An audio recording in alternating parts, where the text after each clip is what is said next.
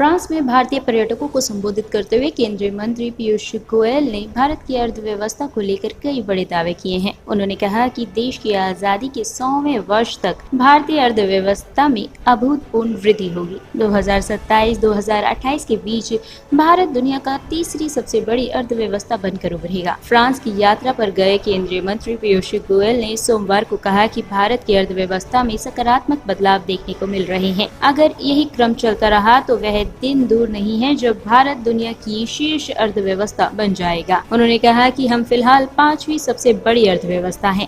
सामूहिक round tables हैं business community के साथ, और मुझे बताया गया है कि भारत के प्रति और माननीय प्रधानमंत्री नरेंद्र मोदी जी ने जो अलग अलग काम किए हैं उससे आज इतनी रुचि है भारत के तरफ कि जो शाम को एक सामूहिक कार्यक्रम जिसमें फ्रांस के इंडस्ट्री लीडर्स को बुलाया गया है, उसमें तो शायद रजिस्ट्रेशन बंद करनी पड़ गई क्योंकि इतने लोग आ गए। अब ये वास्तव में 140 करोड़ भारतवासियों की ताकत का प्रतीक है, और माननीय प्रधानमंत्री नरेंद्र मोदी जी की लोकप्रियता की वजह से और विश्व में जो उनका आज साख बनी है, जो उनकी आज लोगों में आस्था है विश्व भर में, उसका एक प्रतीक है। सर, 75 साल हो गए हैं इंडिया और फ्रांस की पार्टनरशिप के, और आपने अभी अपनी स्पीच में बोला कि 10 गुना और जो है हमें बढ़ाना है दोनों के बीच में। किस किस सेक्टर में क्या आपके दिमाग में? 75 वर्ष तो हमारे रिश्तों के हुए ही हैं, लेकिन इस वर्ष एक नई आयाम भी पार किया जा रहा है। 25 वर्ष स्ट्रेटेजिक पार्टनर के रूप में, यानी गहरी भागीदारी, गहरा रिश्ता फ्रांस और भारत के बीच में गत 25 वर्षों में रहा है। 1998 में जब पोखरण का न्यूक्लियर टेस्ट हुआ था, उसके बाद फ्रांस एक ऐसा देश है जिसने भारत को समर्थन दिया था। माननीय प्रधानमंत्री अटल बिहारी वाजपेयी जी यहाँ पे आए थे और ये एक स्ट्रेटेजिक पार्टनरशिप लॉन्च हुई थी। माननीय प्रधानमंत्री नरेंद्र मोदी जी ने उस पार्टनरशिप को नई ऊंचाइयों तक पहुंचाया है, और ये 25 साल के अंतराल में फ्रांस और भारत के बीच में टेक्नोलॉजी के संबंध में, निवेश के संबंध में, व्यापार के संबंध में, और जो कल्चरल टाइज हैं, जो आर्ट में, डांस में, म्यूजिक में, हर एक क्षेत्र में जिस प्रकार से भारत और फ्रांस के बीच संबंध बढ़े हैं, उसको मद्देनजर रखते हुए मेरा मानना है कि अगले 25-50 वर्षों में ये रिश्ता और बहुत बड़े ऊंचाइयों तक पहुंचेगा। सर, आपने एक्सपोर्ट की बात करी, बोला कि टारगेट जो हमने सेट रखा था वो पूरा हो गया, उसे एक्सीड कर लिया है, तो अब आगे का क्या हम और टारगेट मान के चलें?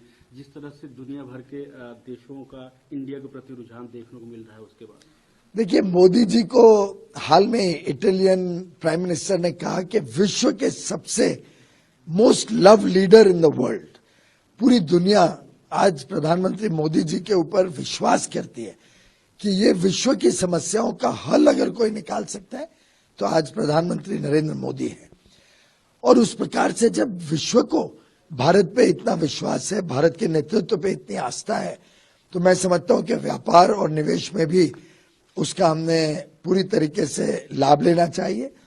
आप जानते हैं कि सिर्फ 2 वर्ष में प्रधानमंत्री मोदी जी ने जब अगस्त 2021 में ये आह्वान दिया था भारत के निर्यातकों को कि हमने तेज गति से व्यापार बढ़ाना है विश्व के साथ, 2 वर्षों में हम $500 बिलियन से अब बढ़ के $765 बिलियन, यानी 1.5 गुना से अधिक मात्र 2 वर्षों में पहुंच चुके हैं।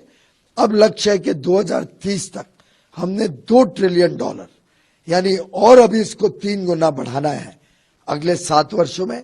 बहुत महत्वाकांक्षी लक्ष्य है, पर भारत में जो उत्साह है, भारत के उद्योग जगत में, भारत के जो 140 करोड़ लोगों का जो सामूहिक ताकत है, उसको मद्देनजर रखते हुए कोई लक्ष्य असंभव नहीं है। जैसे कहते हैं कि एक्स्ट्राऑर्डिनरी रिजल्ट्स ऑर्डिनरी लोग देते हैं, सामान्य मानस बहुत ही असामान्य काम कर सकता है, ये आज भारत की ताकत है। सर, और इसमें अभी आपने हाल में new foreign trade policy launch करी है, कितना सहायक होगी एक्सपोर्ट को बढ़ाने में? अब भारत अपने बलबूते पे, अपने खुद के सामर्थ्य पे विश्व में व्यापार करने निकला है। ये फॉरेन ट्रेड पॉलिसी एक प्रकार से भारत के निर्यातकों को और ज्यादा सहायता भी देती है, पर साथ ही साथ साहस देती है, उनको आत्मनिर्भर बनाती है, उनको और मजबूती से विश्व के साथ व्यापार करने के लिए एक प्रकार से प्रोत्साहन देती है। और उस संकल्प के साथ आज भारत के निर्यातक निकल चुके हैं। ब्यूरो रिपोर्ट टीम, युवा सियासत न्यूज।